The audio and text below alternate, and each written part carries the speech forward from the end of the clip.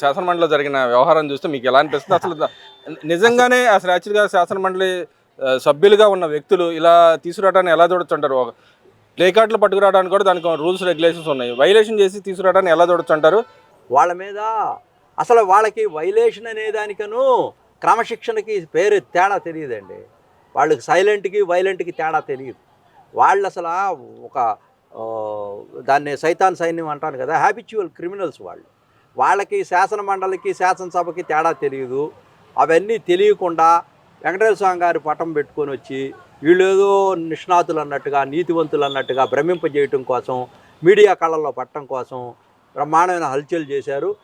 కాళ్ళకు చెప్పులు వేసుకొని వెంకటేశ్వర స్వామి పటం తీసుకొని ఇవన్నీ తీసుకొని తొంగలో తొక్కేసి అన్ని ఆచారాలన్నీ మొత్తాన్ని కలిపి వీళ్ళ యొక్క ప్రచార ఆర్భాటాల కోసం రాజకీయాల్లో దొంగ అంటే దొంగ దొంగ అంటం కోసం చూస్తున్నారు.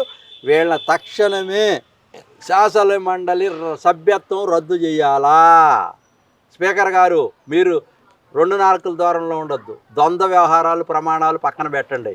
వాళ్ళని సస్పెండ్ చేయటం కూడా కాదు, అసలు రిమూవ్డ్ ఫ్రమ్ ది మెంబర్షిప్. అసలు వాళ్ళ యొక్క శాసన మండలి సభ్యత్వాన్ని రద్దు చేయాలని నేను కోరుతా ఉన్నాను. గవర్నర్ గారు, మీరు కూడా దీని మీద చర్యలు తీసుకోవాలా. ఎందుకంటే అన్యమత ప్రచారం అంటే శాసన మండలిలో అన్ని మతాలకు సంబంధించినటువంటి సర్వ మతాలకు సంబంధించినటువంటి రాజ్యాంగబద్ధమైనటువంటి ఒక మహా గొప్ప మేధావుల సభ అది. చిల్లర రాజకీయాలకు తావు లేదు.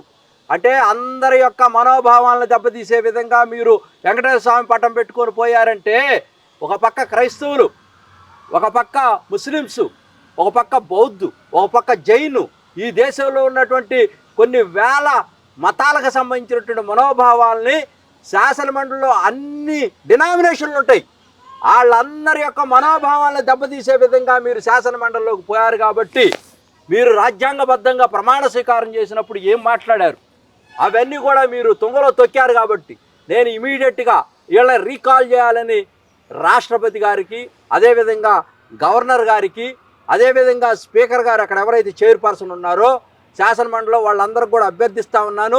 లోకేష్ గారికి, చంద్రబాబు నాయుడు గారికి కూడా చెప్తా ఉన్నాను, వాళ్ళ మీద ఇమీడియట్గా చర్యలు తీసుకోండి. వాళ్ళకి సింపతే లేదు. ఈ రాష్ట్రంలో మొత్తం రాజకీయాన్ని భూస్థాపితం చేశారు.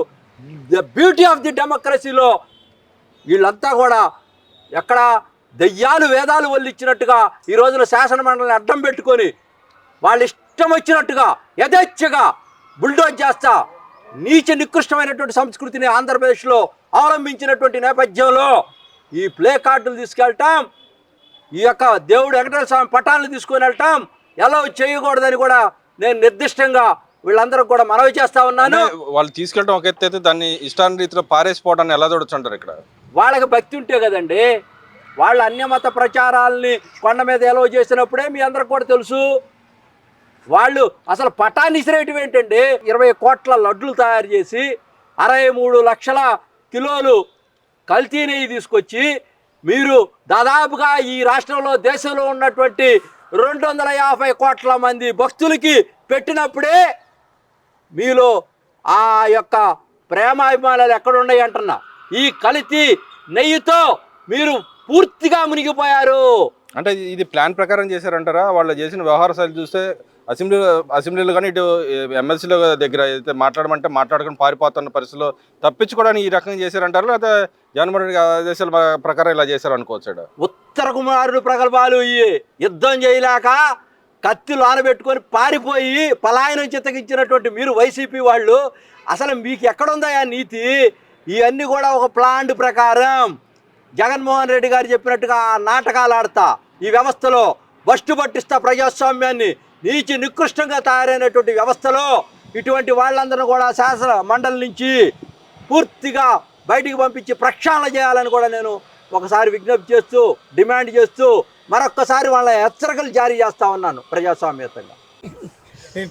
సార్, ఏదైతే హెరిటేజ్ వ్యవహారంలో ఇందాపూర్తో కలిసి ఇద్దరు కలిసి తిరుపతిలో నెయ్యి సప్లై చేస్తానని చెప్పి పదే పదే చెబుతున్నారు వైసీపీ నాయకులు. నిన్న కూడా జగన్మోహన్ రెడ్డి గారు అది చెప్పిన వ్యవహారం అసలు దాంట్లో నిజం ఎంత? నిన్న ఏదైతే భువనేశ్వర్ గారు కూడా ఒక వీడియో విడుదల చేసిన పరిస్థితి, మాకు సంబంధం లేదని చెప్పిన వ్యవహారం, దాన్ని ఎలా చూడొచ్చు అంటారు? ఇక్కడ వెరీ క్లియర్ అండి.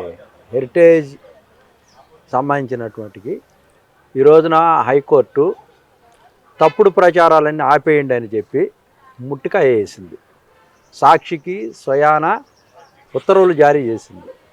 మీరు ఏదైతే ఈ నెల 14వ తారీఖున సాక్షి పేపర్లో పుంకాలుగా హెరిటేజ్ ఇందాపూర్ అనే సంస్థ ఎఫిలియేటెడ్ అని చెప్పి వాళ్ళు 660 రూపాయలు కోట్ చేసి నెయ్యి కాంట్రాక్ట్ తీసుకున్నారని చెప్పి, గతంలో 330 రూపాయలు కిలో నెయ్యి తీసుకున్నటువంటి భోలేబాబా సంస్థకు సంబంధించినటువంటి ఏదైతే ఆర్గానిక్ ప్రొడక్ట్కి సంబంధించినటువంటి భోలేబాబా షెల్ కంపెనీ ఉందో దాన్ని ఎక్కడో ఉన్నటువంటి డోలాపూర్లో ఉన్నటువంటి భోలేబాబా మిల్క్ ప్రొడక్ట్స్ సంబంధించినటువంటి పేరున్నటువంటి దాన్ని వీళ్ళ కంపెనీలాగా ప్రజలను భ్రమింపజేస్తూ కేవలం 33 సంవత్సరాల్లో 4 కోట్లతో పెట్టుబడి పెట్టి 4,000 కోట్ల పైచిలకు లాభాల్లో ఉన్నటువంటి పారదర్శకంగా ఉంటూ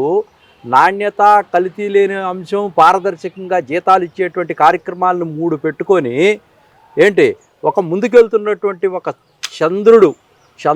మచ్చలేని చంద్రుడు చంద్రబాబు నాయుడు కుటుంబం మీద బురద చల్లటం కోసం దొంగ అంటే దొంగ అన్నట్టుగా బొత్స సత్యనారాయణ గారు చేస్తున్నటువంటి అవాస్తవాలు, అవాకులు, కల్తీ నెయ్యిలో కంప్లీట్ పీకల్లోతుల దాకా కూరుకుపోయినటువంటి జగన్మోహన్ రెడ్డి గారు, వైఎస్ఆర్ పార్టీ పొద్దున ఏం మాట్లాడుతున్నారండి జగన్మోహన్ రెడ్డి గారు? మీరు అసలు మీకు తెలుగు వచ్చా? అసలు స్క్రిప్ట్లు రాసినా కూడా మీరు చదవలేని పరిస్థితిలో ఉన్నారు కదా. గుత్తగా అనేటువంటి దాన్ని గుంతగప్పగా అంటా ఉన్నావు. అంటే ఏంది అసలు నీకు తెలుగు వచ్చా? అసలు అంటున్నావు. అసలు నువ్వు ఏమి స్పష్టత ఇవ్వదలుచుకున్నావు చెప్పు.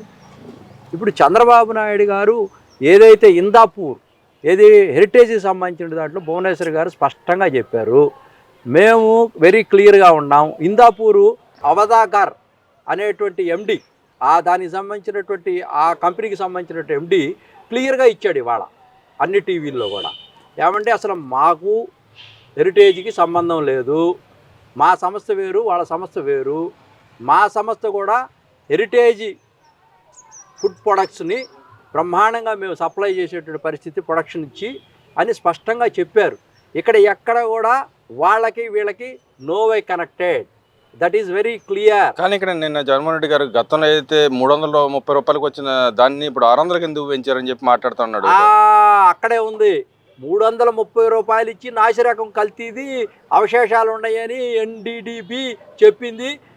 ఎన్డీబీఆర్ఐ కూడా మేము 10% లోపు ఉన్నటువంటి అవశేషాలని మేము జంతు మాంసానికి సంబంధించిన దాన్ని మేము క్లియర్ చేయలేము, మా దగ్గర ల్యాబ్లో ఆ టెక్నాలజీ లేదని కూడా స్పష్టంగా చెప్పారు. దీన్ని మసిపూసి మారేడుకాయ చేసి దెయ్యాలు వేదాలు వల్లిచ్చినట్టుగా జగన్మోహన్ రెడ్డి గారు చాలా జనాల్ని మభ్యపెట్టడం కోసం ఎవరైతే వెంకటేశ్వర స్వామి గారి భక్తులు ఉన్నారో ఆ భక్తుల యొక్క మనోభావాలను దెబ్బతీస్తూ ఉంటే దాన్ని తట్టుకోలేని పరిస్థితుల్లో జగన్మోహన్ రెడ్డి గారు కొత్త అవతారం ఎత్తి కొత్త మాటలను బయటికి తీసుకొచ్చి వీళ్ళందరితో కనెక్షన్ ఉంది, ఇప్పుడు ఇందాపూర్ అనేటువంటి సంస్థతో ఉందని చెప్పి అబోధ కల్పనలు చేస్తూ మొగుండు కొట్టి మోసాలకు ఎక్కినట్టుగా నత్తి పకోడి అనేటువంటి బొత్స సత్యం గారు ఏం మాట్లాడతారు మీరు? అసలు మిమ్మల్ని డైరెక్ట్గా లోకేష్ గారు అడిగారు, అనిత గారు అడిగారు, అక్కడ ఉన్నటువంటి మంత్రి గారు అడిగారు. ఏమంటే సవాల్ శాసనమండలిలో దీని మీద చర్చ పెడదాం.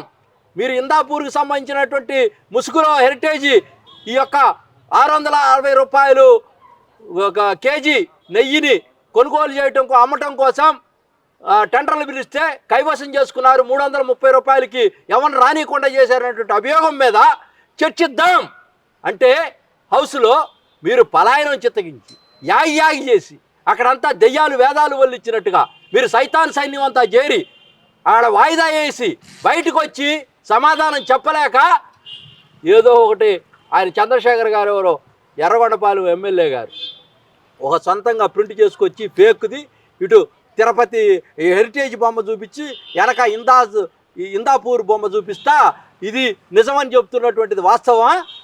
ఎప్పుడు కూడా చంద్రబాబు నాయుడు గారు వాళ్ళ కుటుంబం చేస్తున్నటువంటి హెరిటేజ్ కంపెనీలో భారతీయ సిమెంట్స్లో లాగా సాక్షి పత్రికలో లాగా మీరు గత పాలకులు జగన్మోహన్ రెడ్డి గారు దాచి బ్రహ్మాండంగా మీరు గన్లు ఒక పక్క సిమెంటు ఫ్యాక్టరీలకి, ఒక పక్క విద్యుత్తు, ఒక పక్క దానికి కావాల్సినటువంటి రా మెటీరియల్ మొత్తం కూడా ప్రభుత్వ పరంగా ఇచ్చి సాక్షి పేపర్ని మీరు బ్రహ్మాండంగా ఉన్నత స్థితిలోకి తీసుకెళ్ళి అంటే గతంలో కూడా జగన్మోహన్ రెడ్డి గారు అలాంటి కంపెనీ సొంత కంపెనీలు కూడా ఎల్లగొట్టే పరిస్థితి ఈ గవర్నమెంట్ ఉందని చెబుతున్నాడు కదా.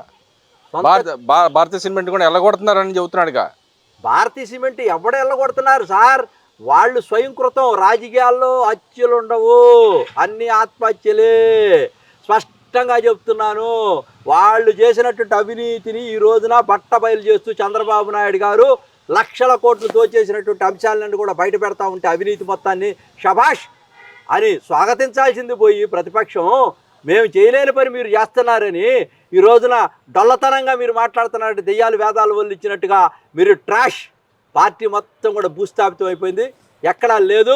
హిందువుల యొక్క మనోభావాలు దెబ్బతిన్నాయి, భక్తుల యొక్క మనోభావాలు దెబ్బతిన్నాయి. దేవుడే ఉండాడని చెప్తా ఉంటాడు జగన్మోహన్ రెడ్డి గారు. పైన దేవుడు ఉన్నాడు, కింద ప్రజలు ఉండారు, ఓటర్లు ఉండారు, నా అక్క చెల్లెళ్ళు, అమ్మ తమ్ముళ్ళు, అవ్వ తాతలు ఉండారంటారు. చూశారు, చక్కగా చూశారు. 11 సీట్లు ఇచ్చారు. మరి ఈరోజు